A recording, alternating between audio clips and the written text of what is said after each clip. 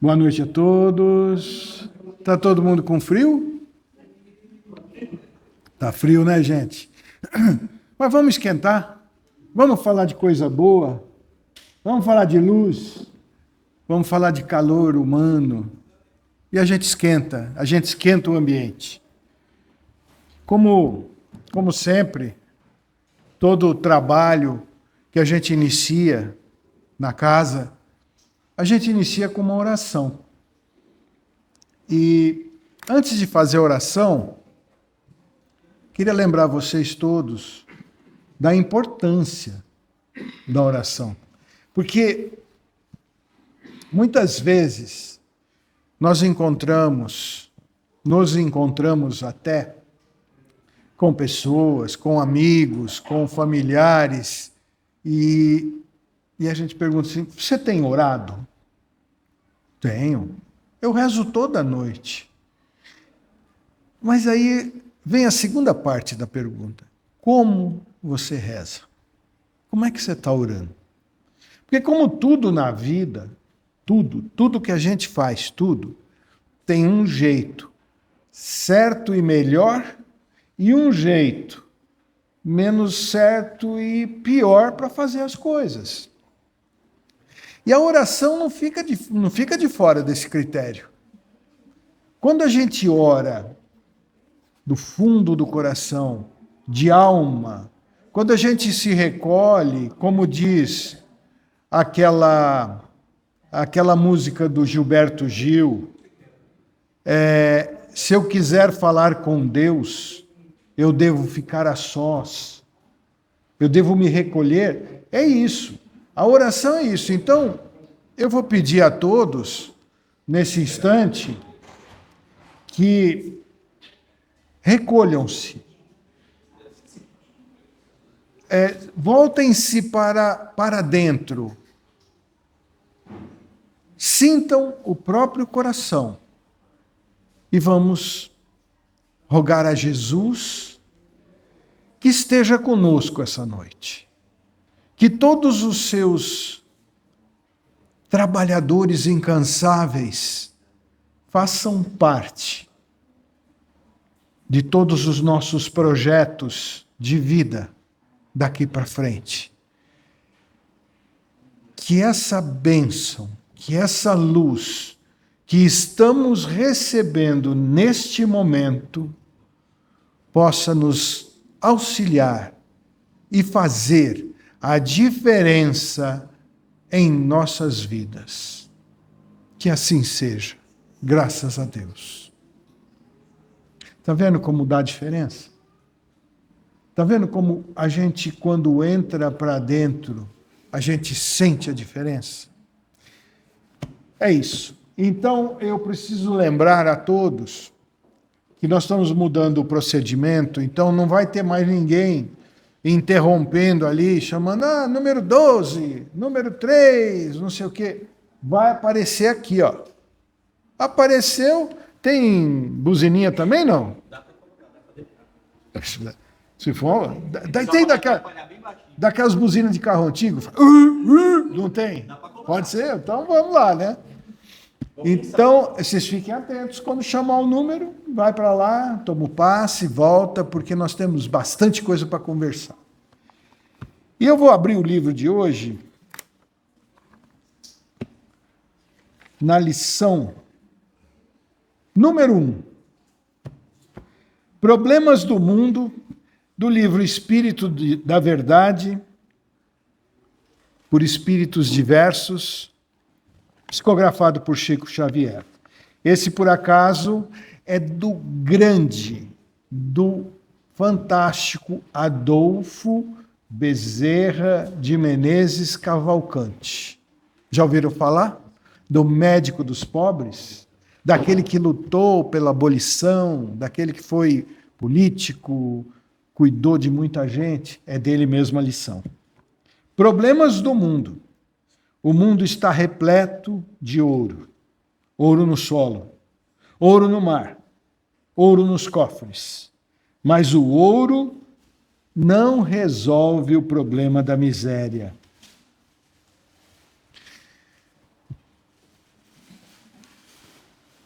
Já ouviram muitas vezes aquele ditado que diz: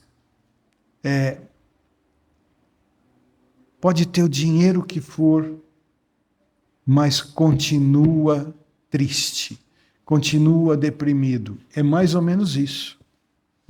Dinheiro, não, o ditado é: dinheiro não compra felicidade. E vem sempre o mais espertinho, o mais rápido e diz assim: mas ele ajuda, não é? Sim, ele ajuda. Mas esse dinheiro que ajuda, basicamente ele necessita ser ganho de uma maneira limpa, honesta, com um trabalho e esforço. Aí sim ele ajuda. Caso contrário, ele não tem utilidade, ele vai ser ouro no chão, ouro no mar, ouro nos cofres. E não vai resolver o problema da miséria. Porque por mais que a gente acredite que dando alguma coisa do que sobra dos nossos recursos, a gente está fazendo a caridade, a gente está. Mas a verdadeira caridade, feita com amor, não é aquela que damos o que sobra, mas aquela que damos o que temos. Essa é a verdadeira caridade. É o exemplo da viúva do gasofilácio, que vai lá e coloca, os fariseus colocando moedas de ouro ali no templo, e a viúva vai lá e põe uma moedinha de centavos ali, e Jesus chama atenção para os seus discípulos. Ela foi a que mais deu. Ela deu o que era dela. Os outros estão dando o que sobra. Então, o mundo está repleto de ouro, mas a gente precisa trabalhar e se esforçar para ganhar isso. A mesma coisa, eu vou complementar a lição, porque continua, não sei nem se vai falar sobre isso, mas nós podemos mudar aqui e falar sobre saúde, né? Saúde. O que nós precisamos? Quando eu digo saúde, eu falo em saúde física e também saúde mental. O que nós vemos hoje? Uma série de disparates na mídia, nas ruas, nas famílias, famílias se desunindo por conta de ideologias, guerras. Então, essa saúde mental está fazendo falta. Então, quando a gente fala em trabalhar e conquistar o ouro, a gente pode transferir também para trabalhar e conquistar saúde. E como é que eu trabalho e conquisto saúde? Vivendo bem, fazendo bem, me alimentando bem, descansando bem e evitando conflitos mentais comigo mesmo. Por quê? Dentro da psicologia moderna, um grande inimigo que possuímos somos nós mesmos. É aquele pensamento negativo que sabota os nossos ideais. A gente precisa prestar atenção. Quando é que eu estou sabotando os meus ideais? Hoje está frio. Não vou levantar da cama, mas só hoje. Hoje eu vou ficar vendo uma série na TV debaixo da coberta, mas só hoje. No entanto, isso é o início de um processo de depressão. Esse só hoje é como se flertássemos com a depressão. Eu estou no controle. Eu controlo tudo. Até a hora que você percebe que a depressão é que te controla. Enfim, vamos continuar na lição, porque fala dos problemas do mundo. O mundo está repleto de espaço. Espaço nos continentes, espaço nas cidades, espaço nos campos. Mas o espaço não resolve o problema da cobiça. Veja, quantas pessoas lutam atualmente para ter ao menos um teto para se abrigar do frio e da chuva. Isso naturalmente nos parece uma coisa muito distante, não é mesmo? Essas pessoas, elas tornam-se invisíveis para nós. Eu não vejo mais, eu não consigo ver mais uma pessoa que não tem um teto, uma pessoa que passa frio, uma pessoa que não tem o que comer, eu não consigo ver. Mas não é por maldade minha, é por distração espiritual. Ao passo que se eu visse essas pessoas, certamente eu me dedicaria, dentro do possível, a tentar sanar essa falta que eles têm de lar, de comida, de afeto, de tudo isso. Por que existem tantas organizações não governamentais cuidando desse tipo de coisa? Essa casa mesmo vai, uma vez por mês, né, André? Uma vez por mês faz, sei lá, 150 marmitas. Cada 3 trimestral. Então, essa casa mesmo fornece trimestralmente marmitas para aqueles que têm fome.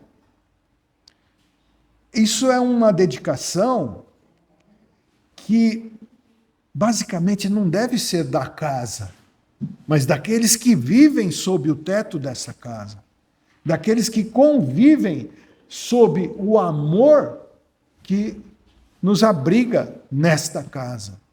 Ou seja, uma responsabilidade nossa. E a gente não percebe isso. E, por exemplo, no caso da lição aqui, ele fala de espaço. Espaço é casa. Por isso que eu fui para o lar. É óbvio, é indiscutível que dentro desses processos nós podemos sempre alegar que muita gente entra nos programas de casa própria e não precisa. É verdade. É verdade.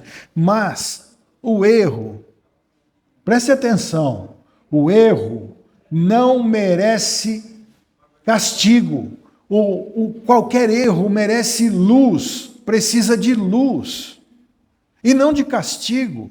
A humanidade já castigou-se por milhares de anos, centenas de anos.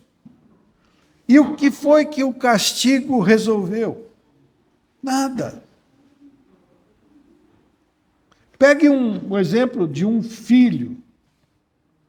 O que ensina mais? O amor, através de uma boa conversa?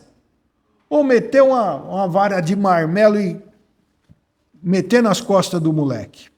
O que ensina mais? Eu falei da vara de marmelo, que é uma coisa do meu tempo, né? Lá de trás, a sandália havaiana, o psicólogo da família do passado, né? Isso não ensinava a criança. Isso botava nela um medo, um freio que, quando ela conseguia se esconder da sandália havaiana, ela cometia de novo a arte. Ao passo que, se nós entendermos a responsabilidade e tudo mais, a gente vai conversar, a gente vai dialogar dentro de bases amorosas. Eu sei que determinadas criaturas não se sujeitam nem ao amor, mas também nem ao castigo. Então, aí já é um outro processo, é algo que escapa um pouco do lugar comum, né? Se torna um problema de muito maior dificuldade, muito mais dificuldade de solução. Continuando aqui. O mundo está repleto de cultura. Cultura no ensino, cultura na técnica, cultura na opinião. Mas a cultura da inteligência não resolve o problema do egoísmo. A inteligência, ela é para nós como uma asa de uma ave. Alguém já viu, sabe, de alguma espécie de ave que consegue voar com uma asa só? Vamos aliviar a questão. Uma asa raquítica, menorzinha, e uma asa bem formada. Alguém conhece alguma ave, alguma espécie que consegue voar com uma asa raquítica e uma bem formada? Não. Para uma ave voar, as duas asas têm que ser bem formadas. A cultura da inteligência tem que ser desenvolvida junto com a cultura moral, com a cultura do sentimento. Por quê? Porque nós somos seres que sentimos. Quando alguém fala de uma forma ríspida, a gente não se sente mal. E quando a gente fala de uma forma inadequada? Muitas vezes a gente não percebe. E a gente precisa, então, necessita de um olhar mais atento para nós mesmos.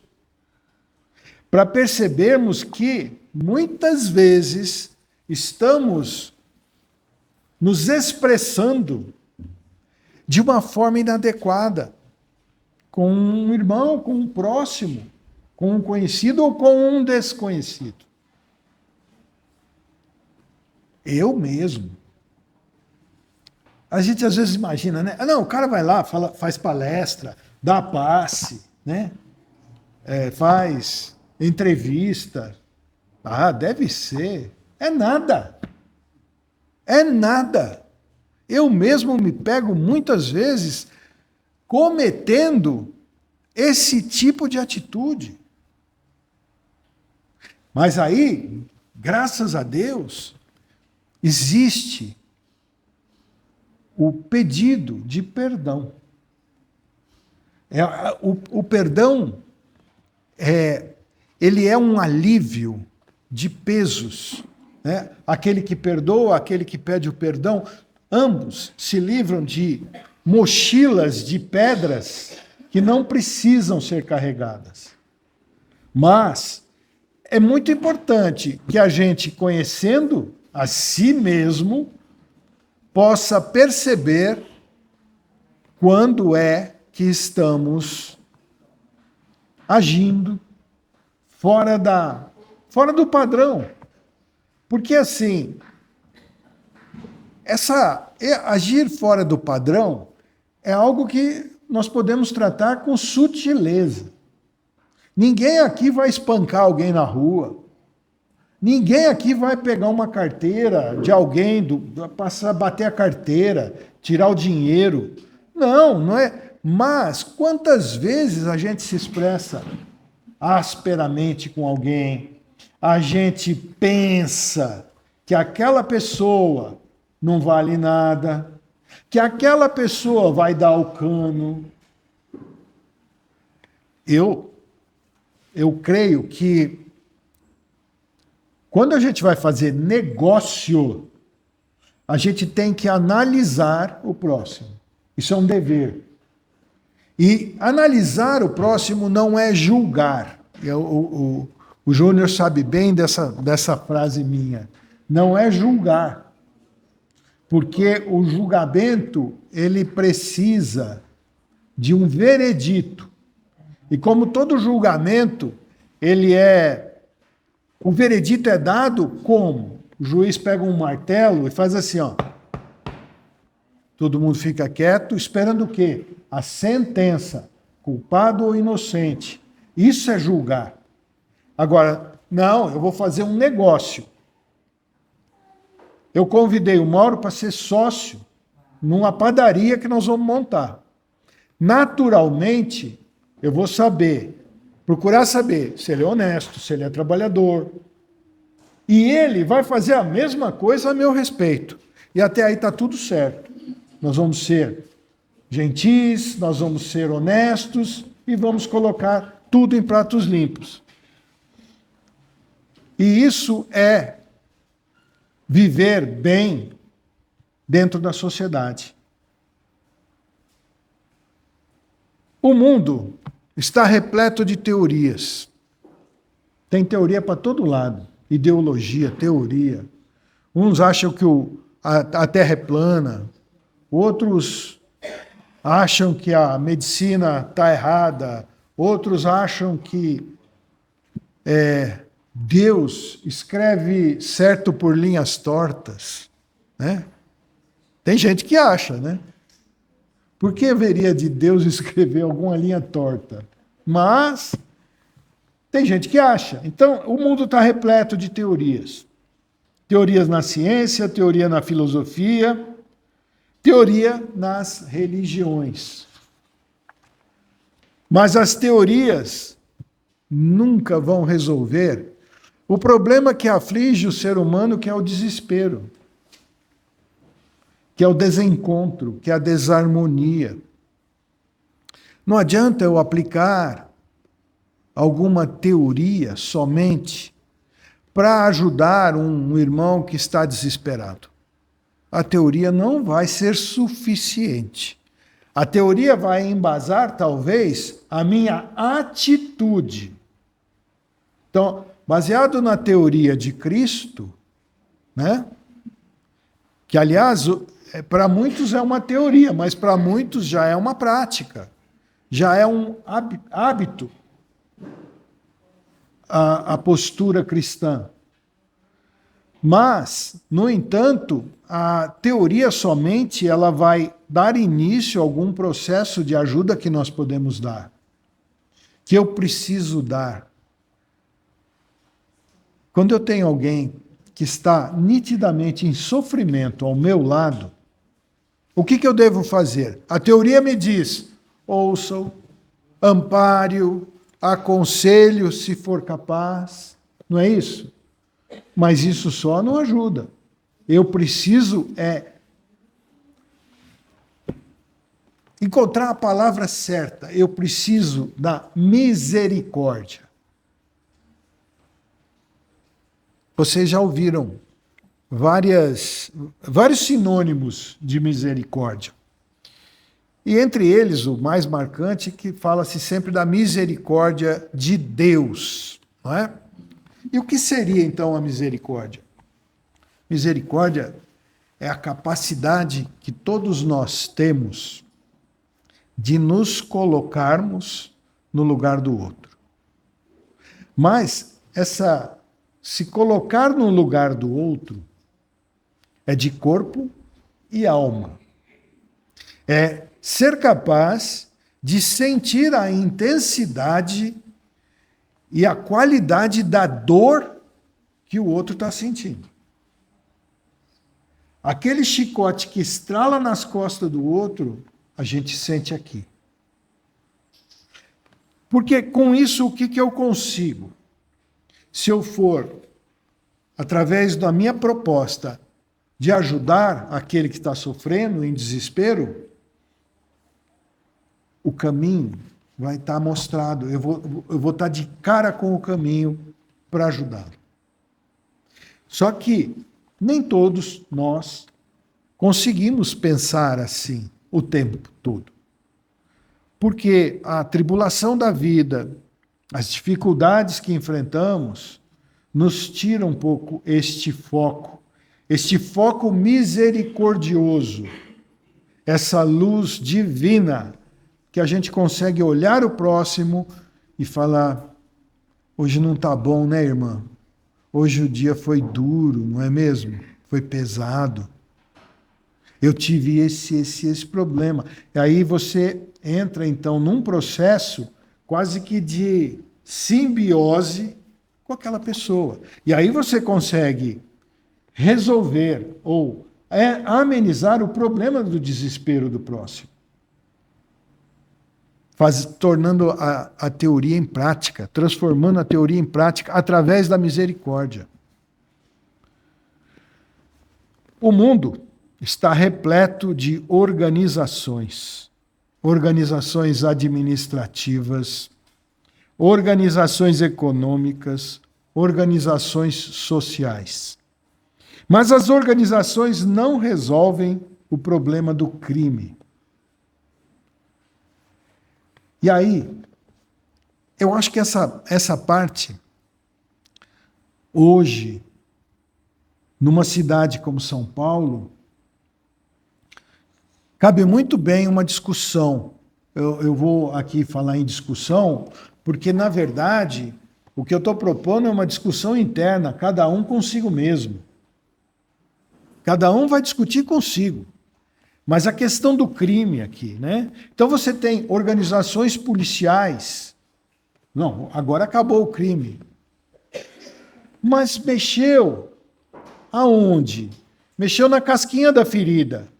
Passou uma pomadinha, mas não foi na raiz do problema. Não tirou, como dizem os antigos, não tirou o carnegão do furúnculo. O carnegão do furúnculo está lá ainda. Só passou uma pomadinha.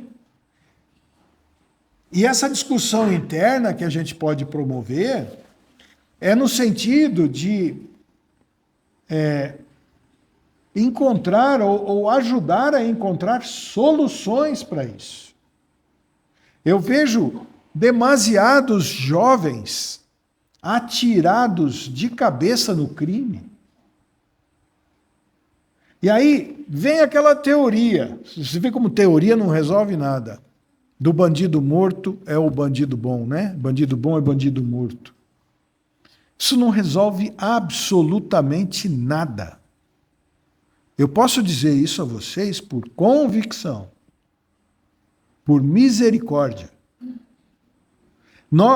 A humanidade já passou séculos matando desafetos, escravizando aquele que incomodava, ou, enfim, judiando, e não é assim que resolve.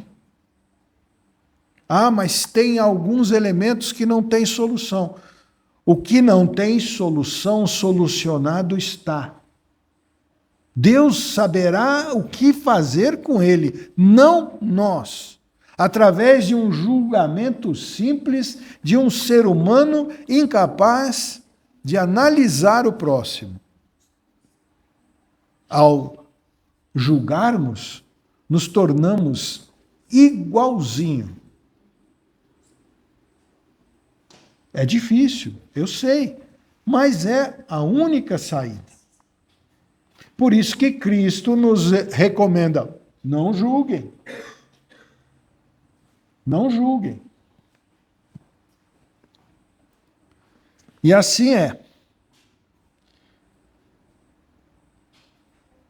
Para extinguir a chaga da ignorância, que acalenta a miséria, para dissipar a sombra da cobiça, que gera ilusão, para anular o verme do desespero, que promove a loucura, e para remover o charco do crime, que carreia o infortúnio, o único remédio eficiente é o Evangelho de Jesus no coração humano. Boa noite, irmão. Tudo bem? Graças a Deus. Quer dar uma palavrinha? Vou falar um pouquinho, né? Já que... Então deixa eu segurar aqui, para que todos ouçam. Já que eu falo tão pouco, né? Eu vou falar um pouquinho só.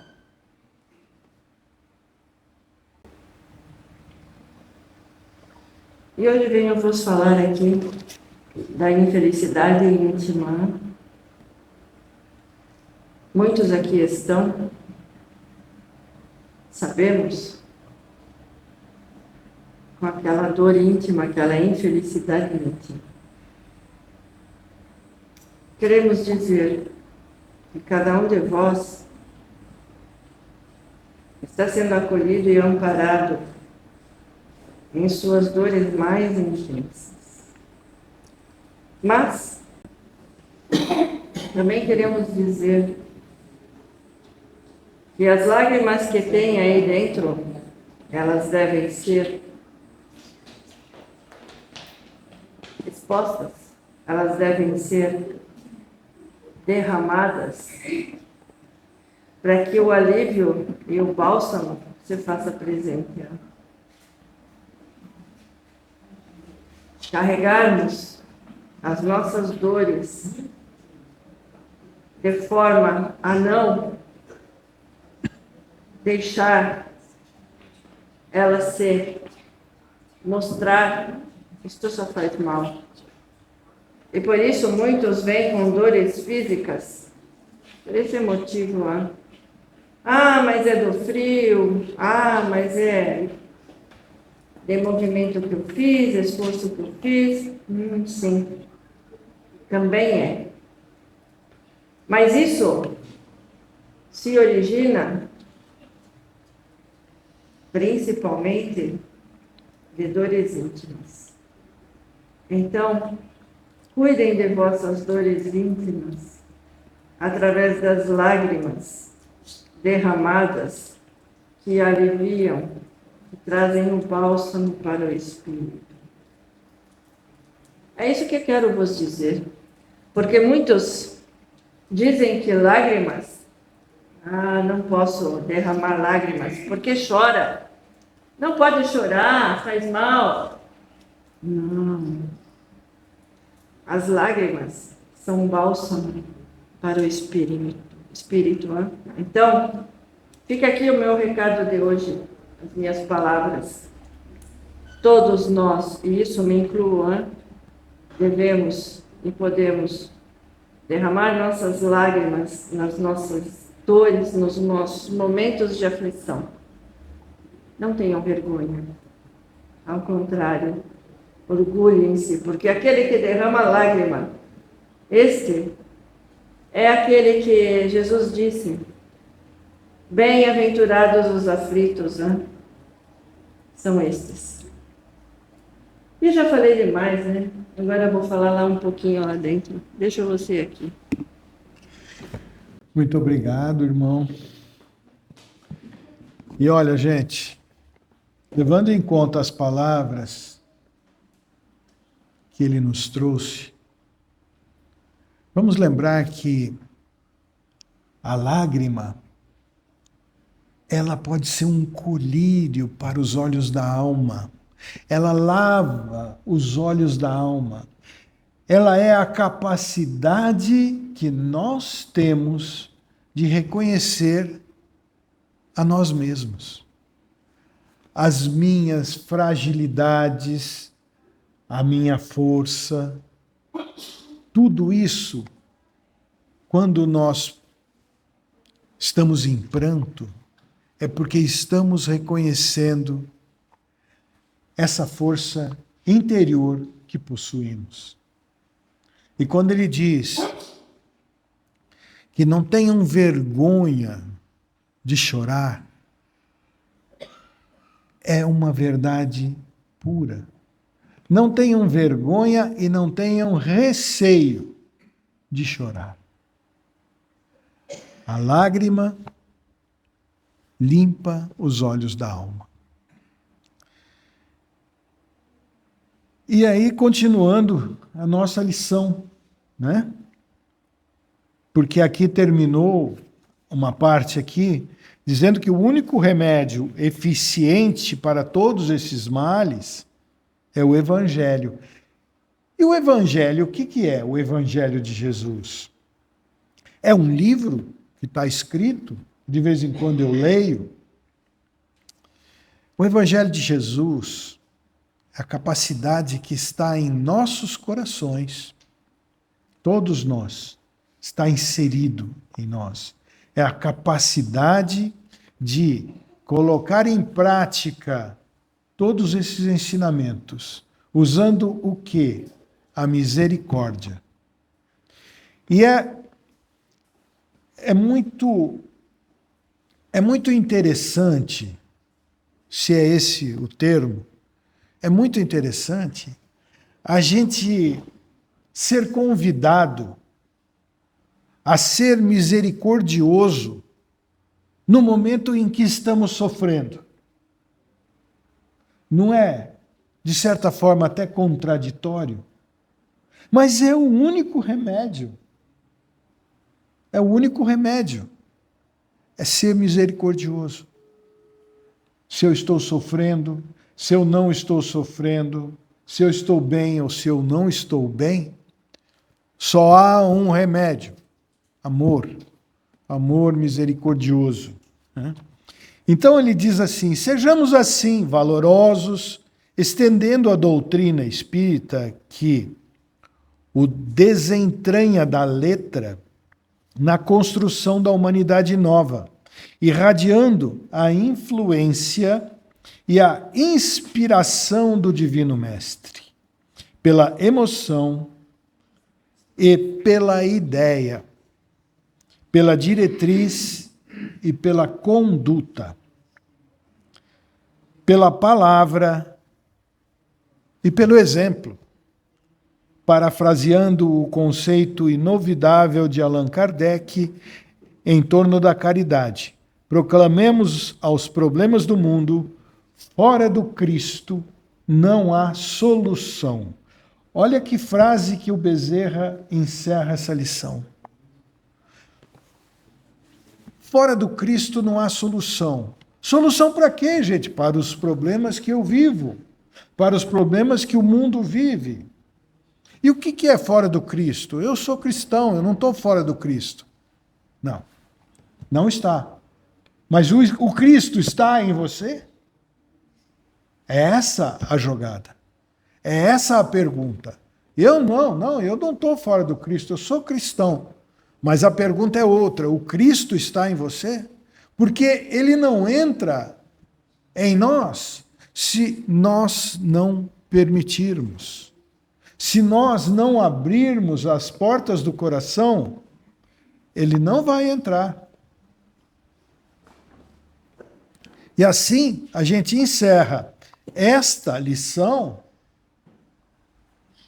lembrando que necessitamos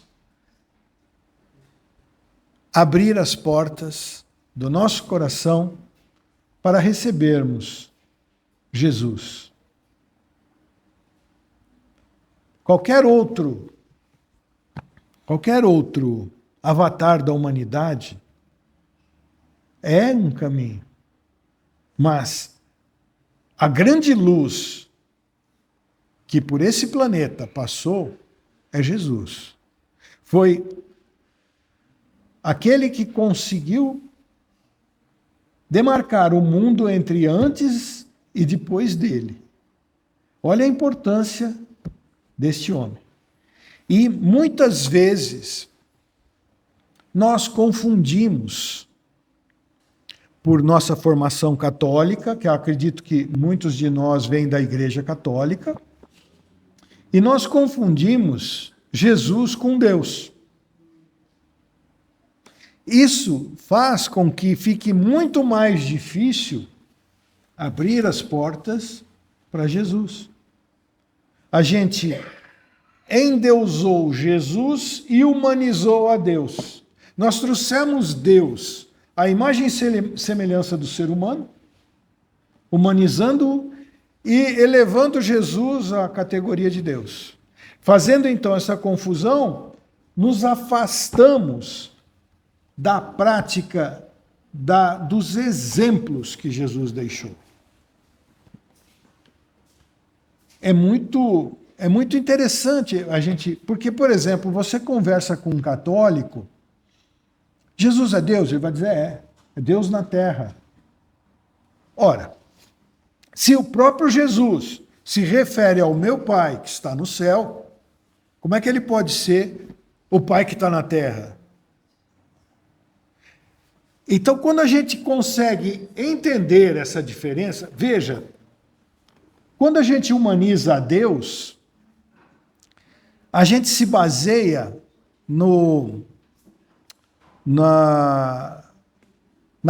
naquela frase que diz que Deus criou o homem à sua imagem e semelhança. Tá. Então, qual é a imagem de Deus?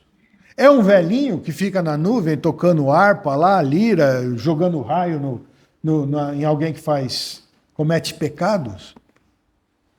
É um ser parecido com a gente, barbudo, velhinho, jovem? Essa imagem e semelhança é o Espírito. Qual é a forma do Espírito? Não tem. O Espírito não tem forma. É uma chama, é uma flama. É uma luz.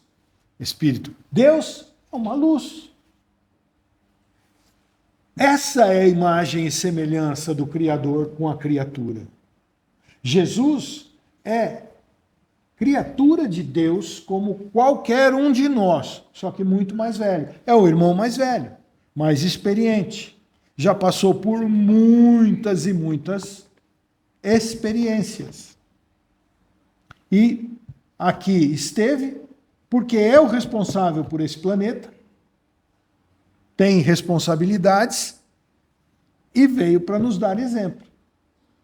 É uma criatura tão evoluída, é um espírito tão evoluído, que precisou de muitos e muitos e muitos anos para reduzir o seu espírito para poder estar dentro do ventre de uma mulher.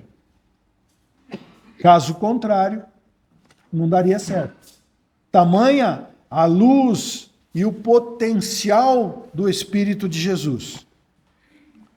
Então, se a gente compreender esses fatos, fica mais fácil a gente, tudo isso para lembrar. Vamos abrir as portas do coração para os exemplos de Jesus.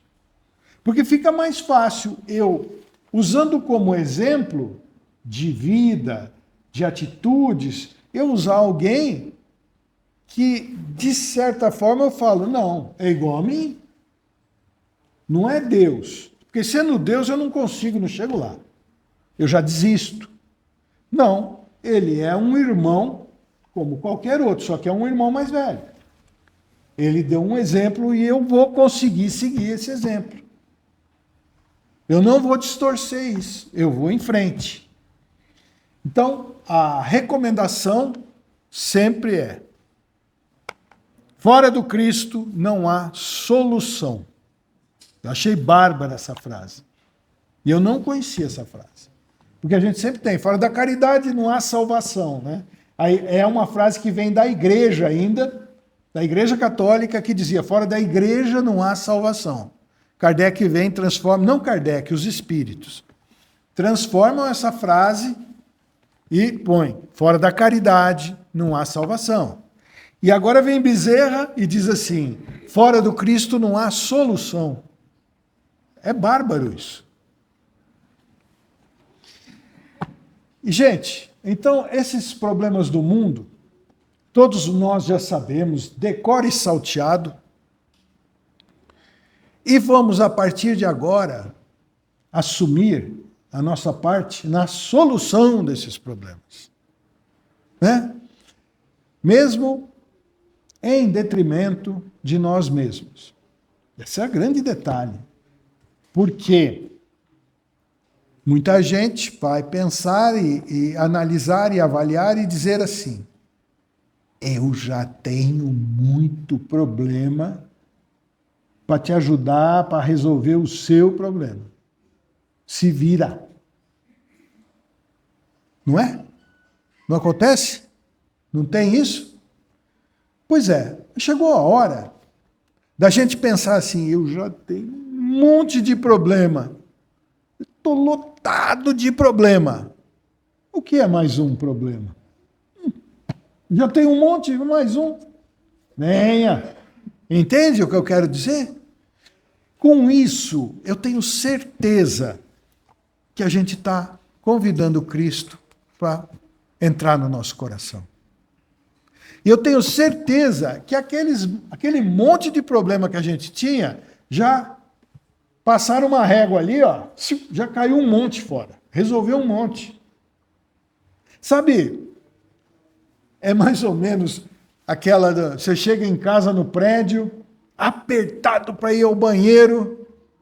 A hora que você chega no elevador, o elevador está lá. Não é bom demais, gente? É isso.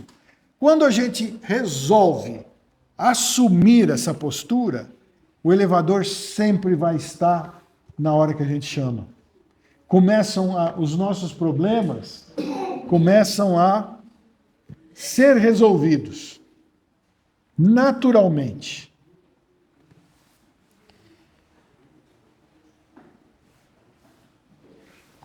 Começou a piscar aqui, eu falei, será que eu estou falando bobagem, alguma coisa? Eu falei, deve ser, Cacá, você está falando alguma bobagem aí. Detector de bobagem? Detetor de bobagem. Eu falei, está apertado para ir no banheiro, pronto, o detetor de bobagem aqui já tocou, tá vendo?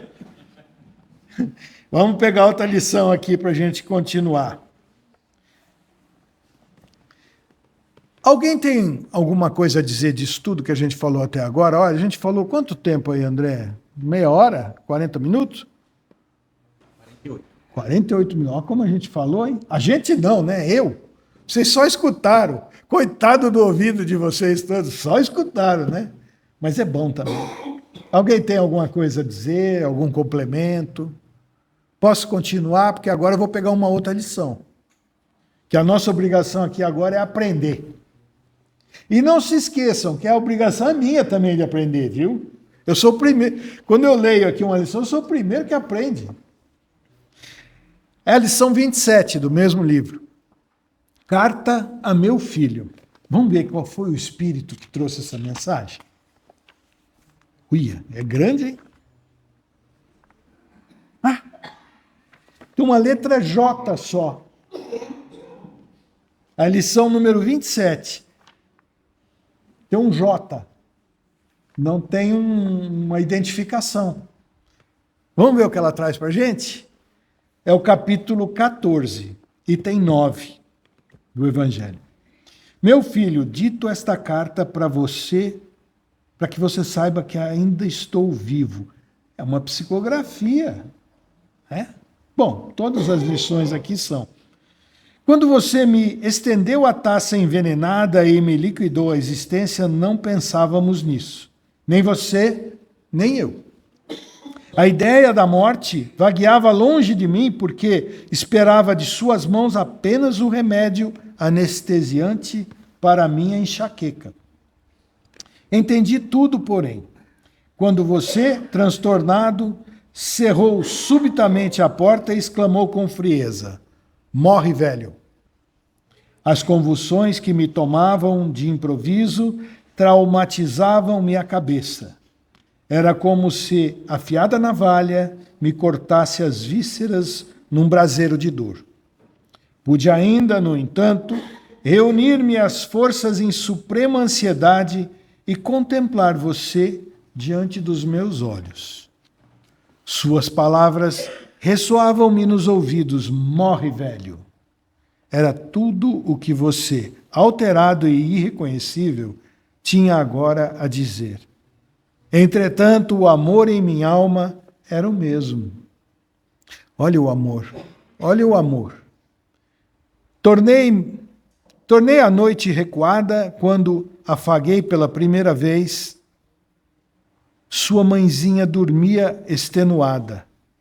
Pequenino e tenro de encontro ao meu peito. Senti em você o meu próprio coração a bater dos meus braços. Olha, ele começou a voltar quando o filho era bebê. As recordações desfilaram sucessivas. Você, qual passarinho contente, e abrigar-se em meu colo. O álbum de fotografias em que sua imagem apresentava desenvolvimento gradativo em todas as posições. as festas de aniversário, os bolos coloridos e enfeitados de velas, e seus lábios miúdos apagavam sempre com uma explosão de alegria. Rememorei nossa velha casa, a princípio humilde e pobre, que em meu suor convertera em larga habitação, rica e farta. Agoniado, recordei incidentes desde muito esquecidos, nos quais me observava expulsando crianças ternas e maltrapilhas do grande jardim de inverno para que nosso lar fosse apenas seu.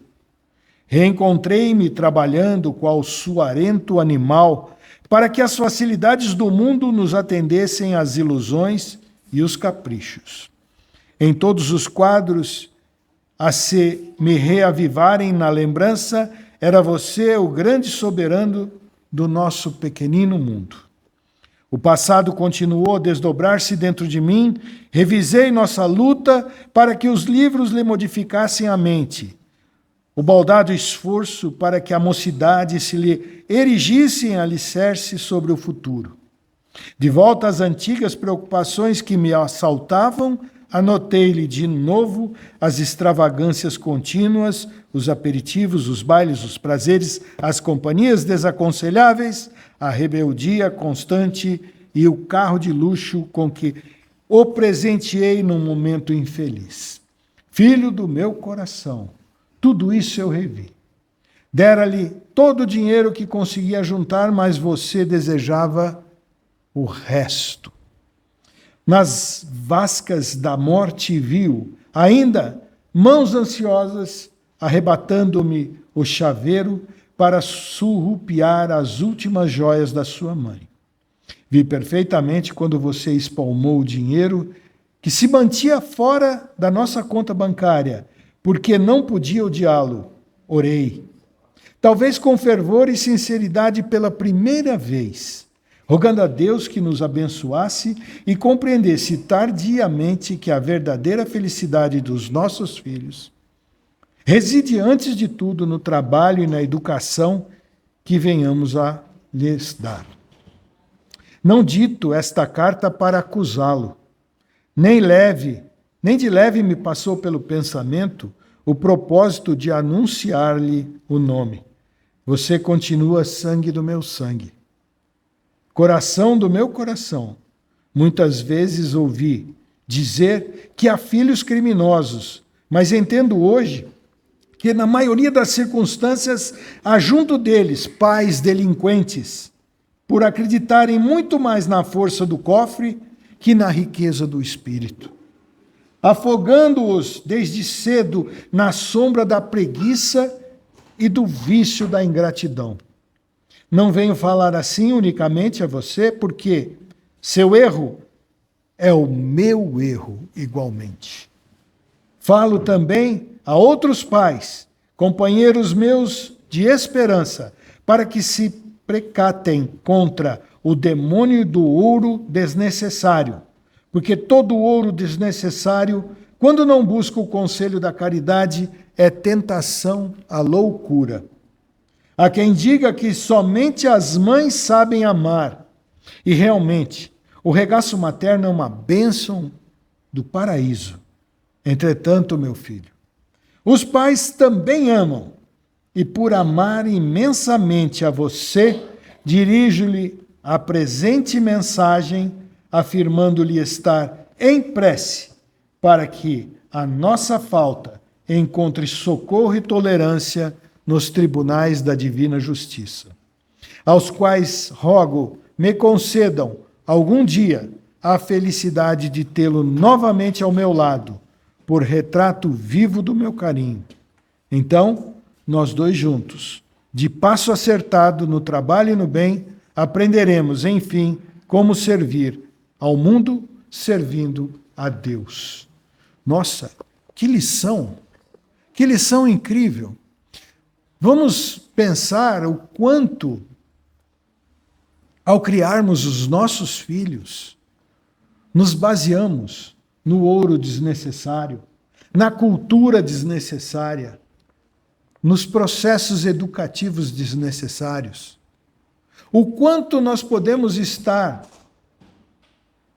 tratando, cuidando, alimentando um dragão dentro da nossa própria casa. Essa lição é... E olha, não está assinada, só tem um J aqui. É uma carta de um pai que foi envenenado pelo seu próprio filho. Querendo dinheiro, querendo a riqueza, querendo os bens. Porque tudo que ele conseguiu absorver como educação deste pai estava relacionado com isso. Ele até menciona, quando lhe dei um carro de luxo, minha atitude infeliz. Aí eu pergunto, os nossos filhos merecem um carro de luxo? Pode até merecer. Mas será que não é melhor ele conquistar esse carro de luxo? E eu dar a ele a musculatura, a vontade, a capacidade de conquistar isso? Porque quantas e quantas vezes nós nos deparamos com situações em que uma pessoa em grande sofrimento nos procura. Por quê, irmão? Por quê, irmão? Meu filho está na droga. O meu filho está na vida fácil. O meu filho está roubando. E esse pai ou essa mãe, desesperado, não sabe o que fazer. O que acontece? Por que isso chegou nesse ponto? Provavelmente, uma construção equivocada de relações paternais e filiais.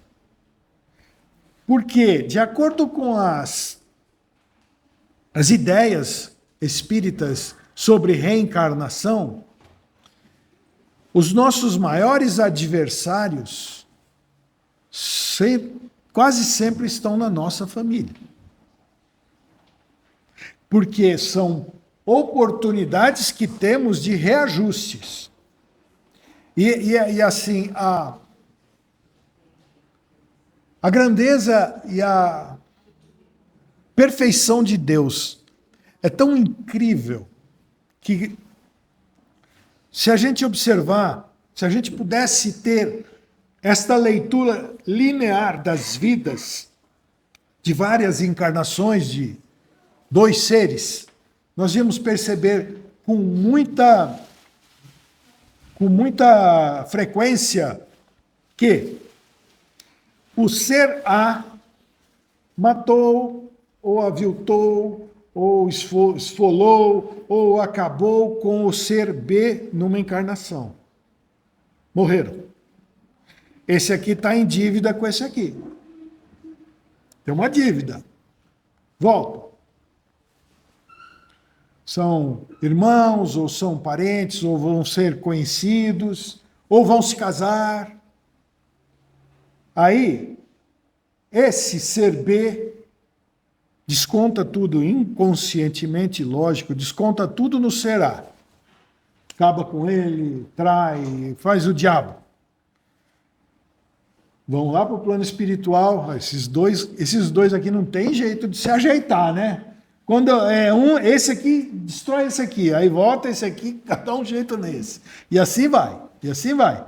Aí, de repente, isso sucede, se sucede por algumas ou várias encarnações.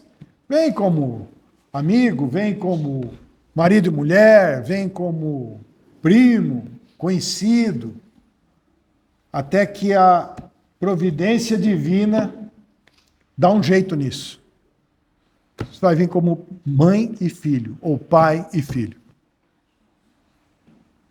Aí, existe algo, boa noite, existe algo que mexe profundamente conosco, que é o amor paternal, maternal.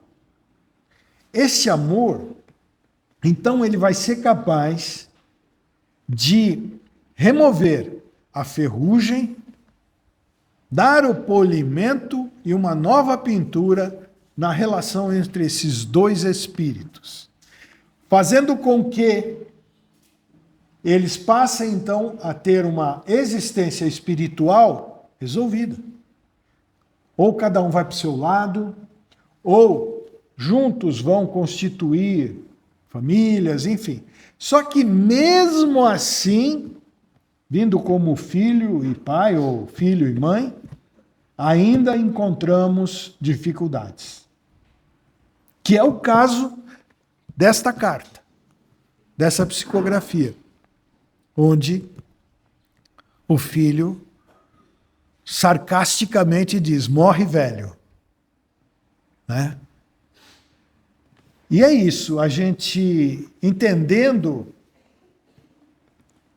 Por isso que a reencarnação é a melhor justificativa para a perfeição de Deus. Porque já imaginou se não tivesse continuidade, todos os erros que eu cometi durante toda a minha vida até aqui, ficassem num livro registrados ou numa sacola nas minhas costas, e eu tivesse que carregar isso por toda a eternidade, sem a possibilidade de solucionar isso, seria uma atitude de Deus completamente infantil. Deus nos dá sempre a oportunidade. Então, esse jovem vai desencarnar, vai perceber o que fez e vai voltar para reajustar isso aí. Inclusive, é um desejo do pai que um dia possamos voltar e reajustar tudo isso. Então, é importante a gente saber que dentro de casa estão os nossos maiores desafios.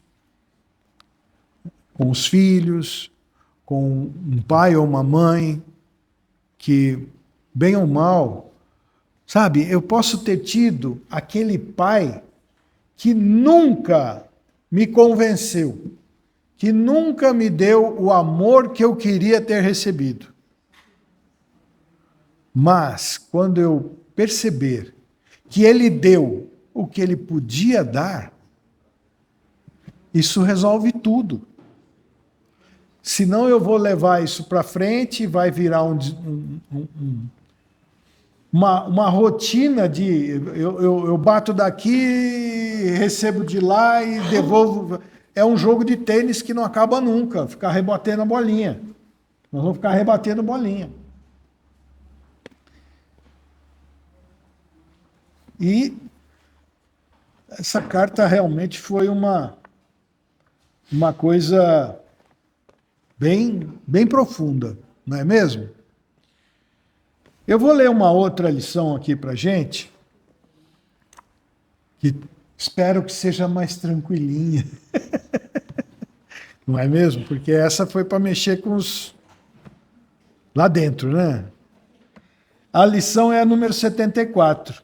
Que ovelhas somos? Eu sou o bom pastor e conheço as minhas ovelhas e das minhas sou conhecido. Olha que interessante. O pastor atento se identifica com o rebanho de tal maneira que define de pronto qualquer das ovelhas mantidas a seu cuidado. Conhece as mais ativas, descobre as indiferentes, nomeia as retardatárias, registra as que lideram, classifica a lã que venham a produzir. Tudo faz em favor de todas. O que isso quer dizer? Que nós, pela nossa maturidade espiritual, não é que necessitamos, precisamos, mas é algo um pouco mais gentil. Nos faz bem ter um pastor, ter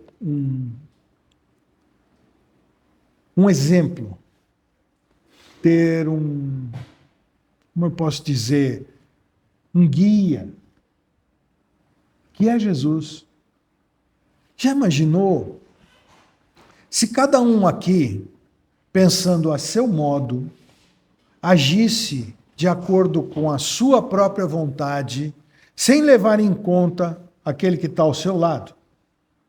Isso aqui ia ser uma anarquia. E o mundo já foi uma anarquia desse gênero.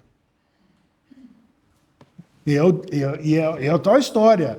Muitos dizem, propagam, que o mundo está pior. Não, o mundo não está pior. Só nós estamos vendo as coisas como antes não víamos. Porque dantes, se a bomba não caísse em cima da nossa casa, estava tudo certo.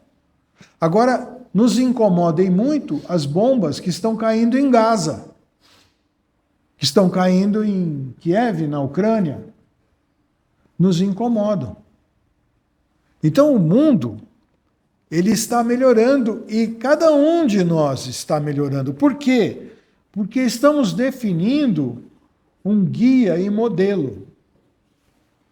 Eu saio daqui hoje com a convicção de que temos ainda a necessidade, como ovelhas que somos, pois ainda temos uma imaturidade espiritual para crescer,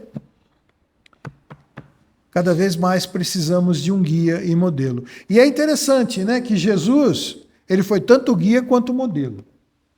E vocês sabem qual é a diferença entre guia e modelo? O modelo é aquele que você imita. Seja no jeito de vestir, no jeito de se comportar, no jeito de viver, assim. Você imita. E hoje a gente vê, principalmente com redes sociais, a gente vê muita imitação, né? Um monte de gente está imitando os outros. Então, como modelo, ele nos pede para imitá-lo. E o que tem para imitar de Jesus? Só bondade. Só resiliência. Só amor. Vamos imitá-lo, então. Jesus não exibiu nenhuma roupa de marca, nenhuma etiqueta cara, nenhuma bolsa Louis Vuitton. Jesus encostava a cabeça numa pedra para dormir. Né? Então, como modelo, a gente pode imitá-lo. Agora, como guia, nós vamos segui-lo. E para segui-lo, nós precisamos tê-lo no coração. Lembra na lição anterior que eu falei, abre a porta do coração. Recebe Jesus. E aí sim, nós vamos ter um guia. Nós vamos ter o Waze dentro de nós. O GPS dentro de nós funcionando. Porque o guia é aquele que orienta a direção. Siga por este caminho. Este caminho vai dar no meu Pai, no reino de Deus. E o que é o reino de Deus? A gente já pode viver o reino de Deus aqui e agora. É só querer. É só deixar de lado a turbulência emocional e espiritual que a gente está vivendo. Ah, mas eu não consigo. Eu estou em eminência de ser demitido do meu emprego. Ora, você já foi demitido? Não, ainda não, mas eu tenho certeza que dessa semana não passa. Então viva essa semana com segurança, quem sabe muda tudo, ou quem sabe essa demissão não é como... Tem um caso que talvez eu vou ver se dá para contar ainda, mas essa demissão pode ser aquele impulso necessário para a mudança total da sua vida. Embora seja assustadora, ela pode ser um impulso. Uma doença dura, difícil, pode ser um impulso para uma mudança de vida. Sabe? É o cara que enche o caco toda sexta-feira, todo dia, bebe todo dia. Vai tomar pinga no boteco, vai tomar cerveja com os amigos e tal. Aí um dia descobre que está com cirrose. Ele vai mudar de vida. Talvez seja tarde, mas talvez não. Os milagres, eles ocorrem. Por quê? quando essa pessoa se conscientiza disso, ele vai trabalhar mentalmente nas suas próprias células. Essa cirrose, o que para a ciência é impossível, fibrosou o fígado, não tem mais jeito. Mas talvez essa cirrose esteja numa pontinha.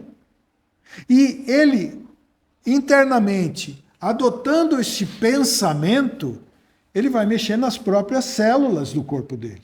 Vai transformá-las. Vai fazer com que células, porque a gente troca as células do corpo todo a cada 3 dias, se eu não me engano. Não sei se esse número está certo.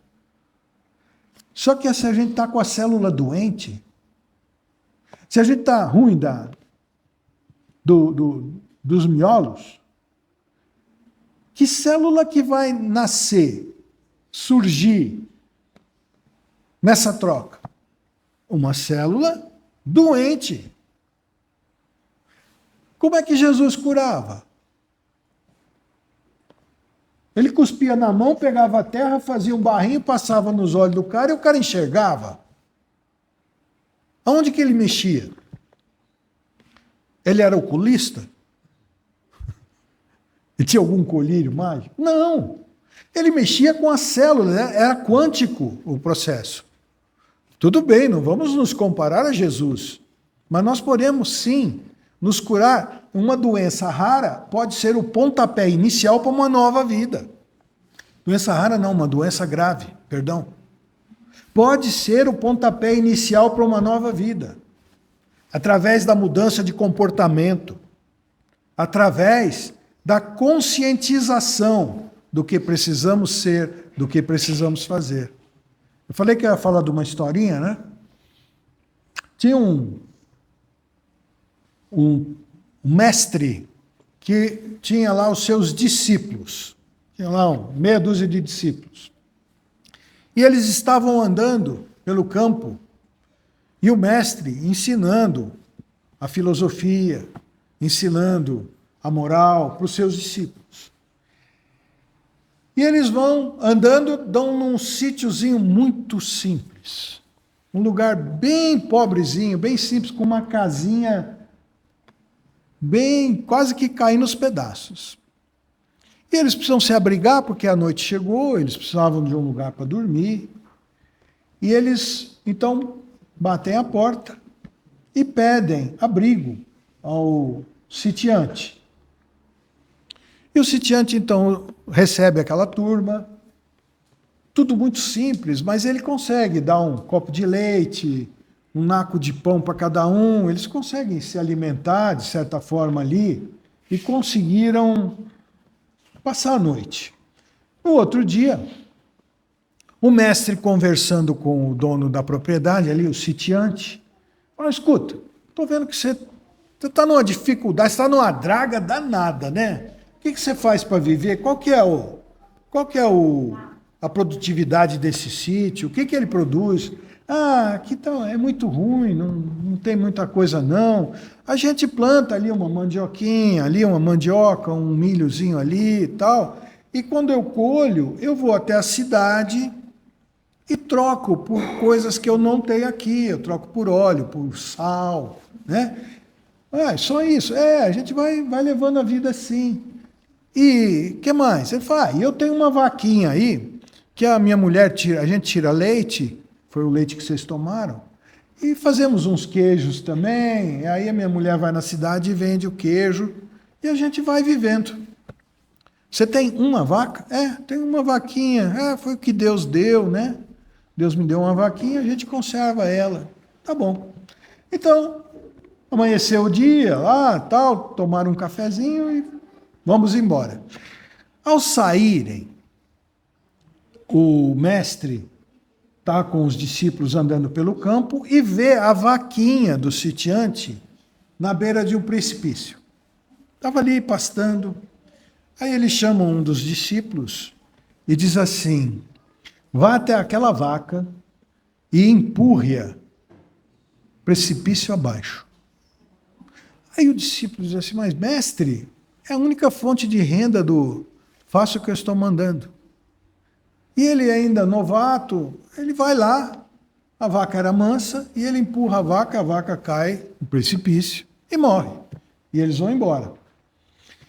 Passado muitos anos, esse discípulo torna-se um homem de posse, um empresário bem-sucedido, enfim, tem lá sua vida na cidade, está tudo certo com ele, mas essa experiência nunca lhe saiu da cabeça.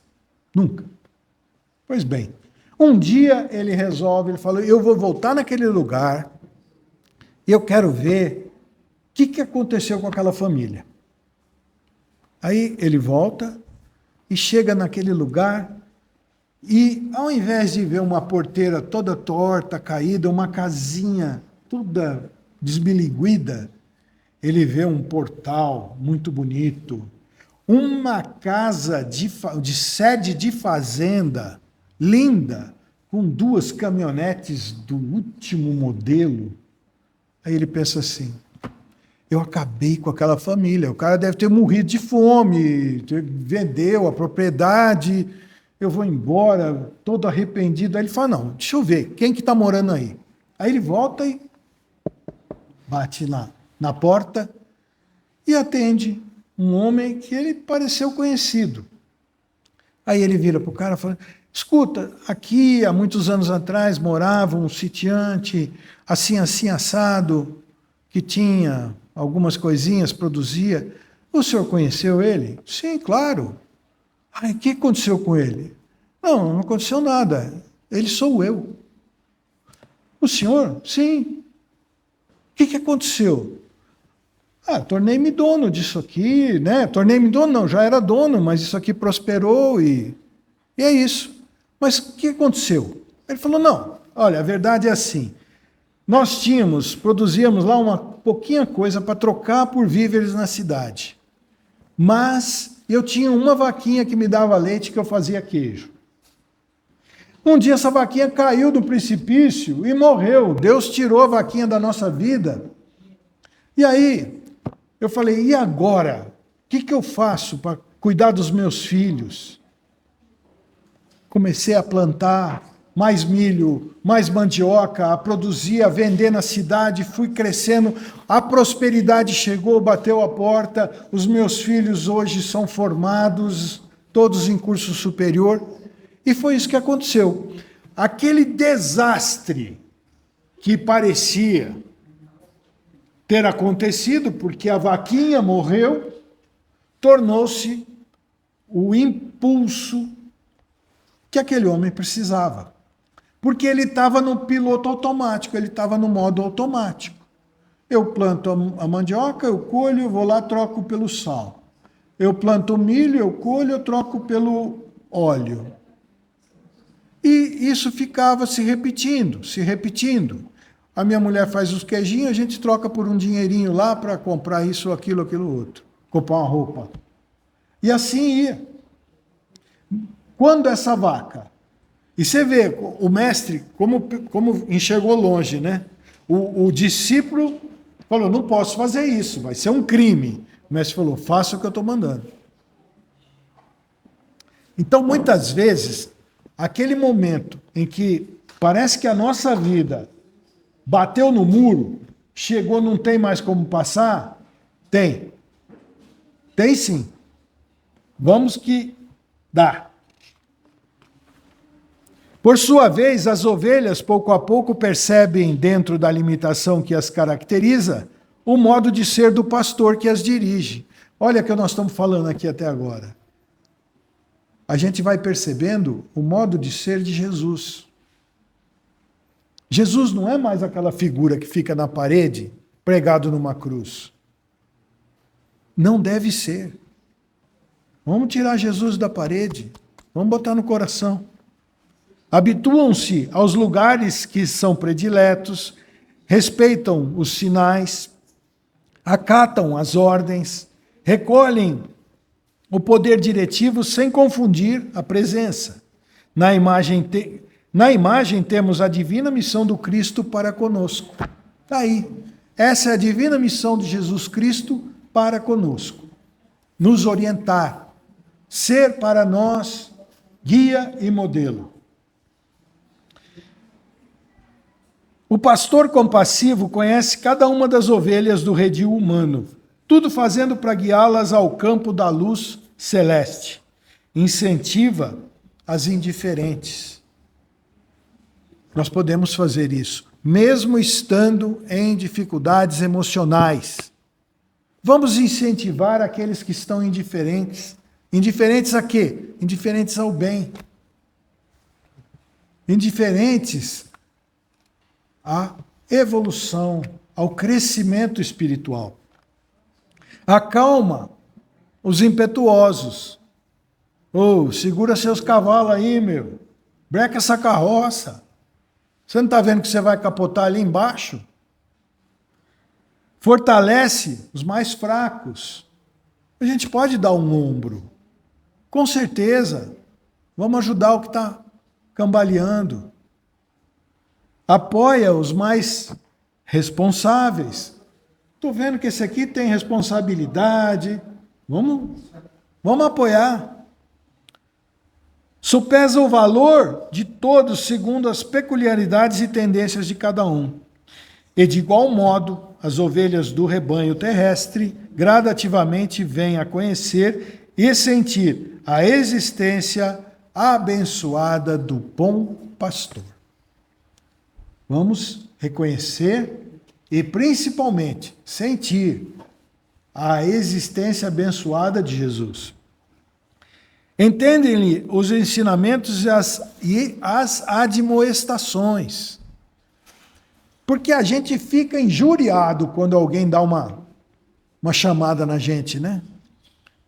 Eu fui admoestado. Puxa, não merecia. Será que não? Se não merecia, deixa para lá. Não vai ficar chateado por isso, porque não merecia. Se você não merece e assumiu a chateação, é porque merece. Então passa por cima. Mas não conseguimos passar por cima. É a mesma coisa no trânsito, né? Alguém vem e entra na nossa frente, você já quer ficar nervoso ali. Já quer dar uma fechada. E esses motoqueiros malucos que tem no trânsito ainda... Nossa Senhora, viu? É tudo doido. Reverenciam a excelência do seu amor. Confiam serenamente em sua misericórdia. Para a gente confiar serenamente na misericórdia de Jesus, o que a gente precisa ter? Misericórdia. Não é mesmo? A gente, veja, o mentiroso, ele acredita em alguém? O sincerão, o verdadeiro, acredita em todo mundo. Mas ele é tonto. Não é tonto. Ele acredita, mas você não precisa entrar de cabeça no lago, sem saber a fundura. Você pode mergulhar no lago, mas procure saber a fundura do lago, para não quebrar o pescoço. Esposam-lhe os ideais e buscam corresponder-lhes à vontade, destacando-nos nos quadros da vida por intermédio do Pai excelso. Desse modo, cabe-nos atender ao chamamento do Mestre, melhorando as condições da vida no mundo com base em nossa própria renovação. Como é que a gente melhora a condição da vida do mundo? Na nossa própria renovação. Aceitando o quê? O convite do Mestre. Nesse programa de luta, vale indagar a nós mesmos: que ovelhas somos? E com semelhante pergunta, busquemos na disciplina ante o Cristo a nossa posição de servidores do bem, na certeza de que a humildade conferir-nos-á sintonia com o Divino Pastor, para que, sublimando e servindo, atinjamos com ele o aprisco celeste da imortalidade vitoriosa. Gente, com isso, a gente vai encerrando a nossa conversa dessa noite, desejando a todos uma semana maravilhosa, que todos possam colher os bons frutos que a vida lhes permitiu plantar. Porque ninguém colhe fruto bom de árvore ruim, como disse Jesus, não é?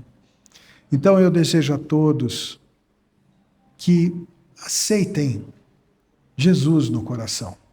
Aceitar Jesus no coração não é exibi-lo na rua, não é se mostrar um beato, não. Pelo contrário, é se mostrar um humilde como ele se mostrou. É agir de forma justa, sempre como ele agiu. É isso que nos fará atingir o apogeu das nossas vidas. É isso que nos trará a paz e a felicidade. É isso que nos fará cada vez mais fortes, cada vez mais capazes de enfrentar a vida como ela é. E esse é o meu desejo, e que todos levem para casa o meu abraço e o coração de Jesus. Muito obrigado.